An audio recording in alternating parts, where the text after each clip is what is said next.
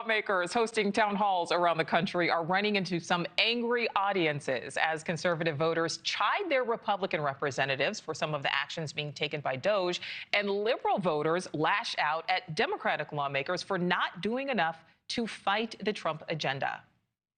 President Trump is interested in fair trade, as we saw during his first. We are not interested in hearing that you are in the minority. We know that. We want you to show some of the backbone and strategic brilliance that Mitch McConnell would have in the minority. All right, so News Nation's Joe Khalil's live for us in the nation's capital. Joe, certainly a lot of political angst right now. It seems like everybody's upset.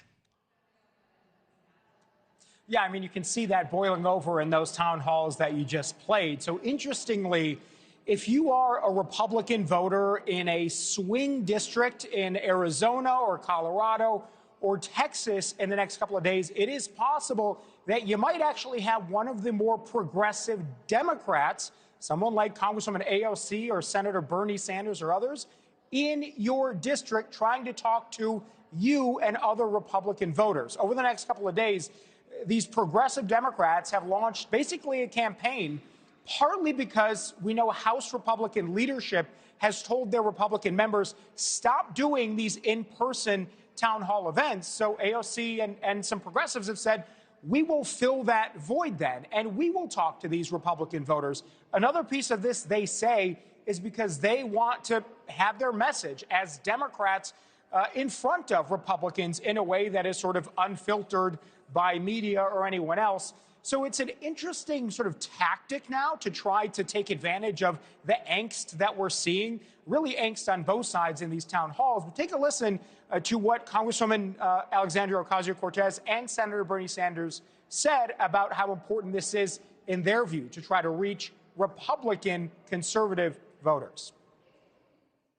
I will be visiting GOP health districts and in the coming days and weeks, and so we should be expecting seeing several of those next week for sure. We cannot afford to be in an every person for themselves kind of moment. We need to work together and as a team in order to usher our country through this very dark time. We're going to win this thing not here in Washington, D.C. We're going to win it when millions of people, Republicans, Democrats, Independents, stand up and say, you know what, this is not the kind of government we want. So we've talked to several Democrats about this, not the progressives, but more of the moderate wing of the party. And some have told our team they're okay with the AOCs of their party doing something like this, spreading their message.